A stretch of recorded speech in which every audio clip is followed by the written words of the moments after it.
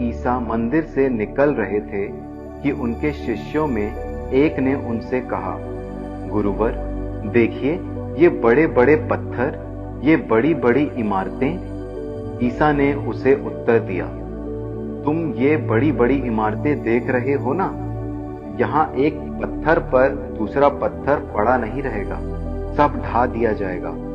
जब ईसा जैतून पहाड़ पर पहुंचकर मंदिर के सामने बैठ गए तो पेतरुस, याकूब, योहन और अंद्रयास ने एकांत में उनसे पूछा, हमें बताइए ये कब होगा और किस चिन्ह से पता चलेगा कि ये सब पूरा होने को है।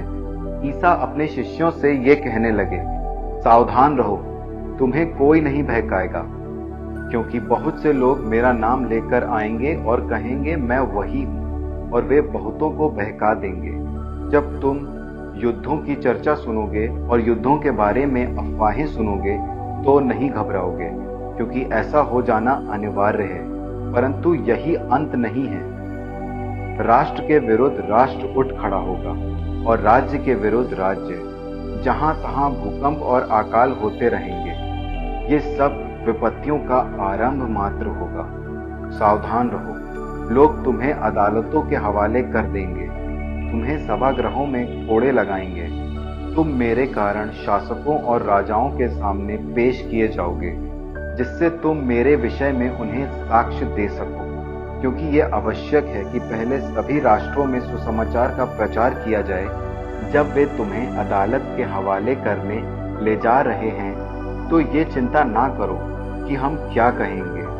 समय आने पर जो शब्द दिए जाएंगे उन्हें कह दो, क्योंकि बोलने वाले तुम नहीं हो बल्कि पवित्र आत्मा है। भाई अपने भाई को मृत्यु के हवाले कर देगा और पिता अपनी संतान को।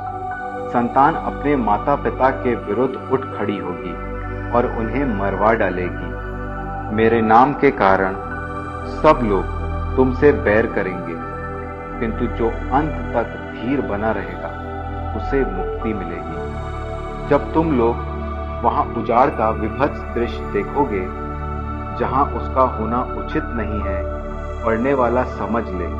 तो जो लोग यहूदिया में हों वे पहाड़ पर भाग जाएं, जो छत पर हों वो अपना सामान लेने नीचे उतरकर घर के अंदर ना जाएं, जो खेत में हों वो अपनी चादर ले आने के लिए ना लौटें।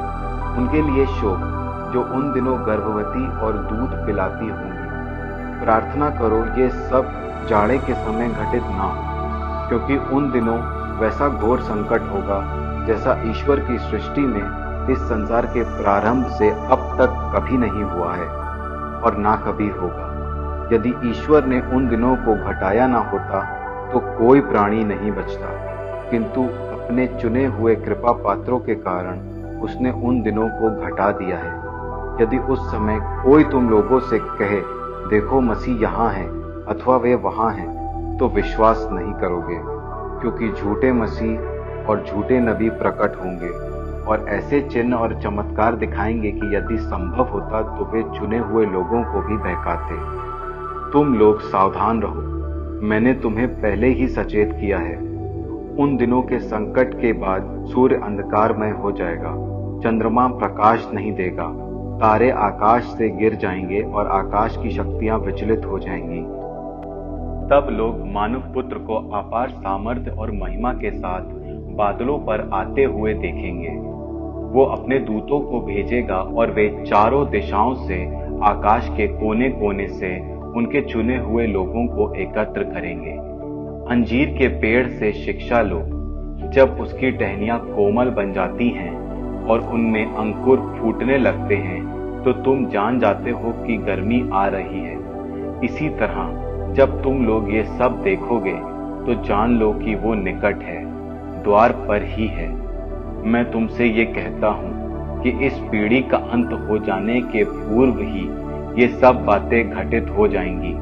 आकाश और पृथ्वी टल जाए तो टल जाए, परंतु मेरे शब्द नहीं टल सकते। उस दिन और उस घड़ी के विषय में कोई नहीं जानता, ना तो स्वर्ग के दूत और न पुत्र, केवल पिता ही जानता है।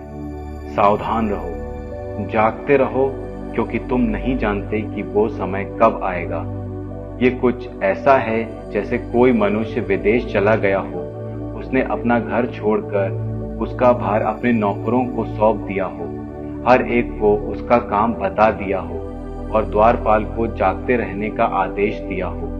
तुम नहीं जानते कि घर का स्वामी कब आएगा, शाम को, आधी रात को, मुर्गे के बांग देते समय या भोर को। इसलिए जागते रहो, कहीं ऐसा ना हो कि वो अचानक पहुंचकर तुम्हें सोता हुआ पाए। जो बात मैं तुम लोगों से कहता हूं वही सबसे कहता हूं, जागते रहो।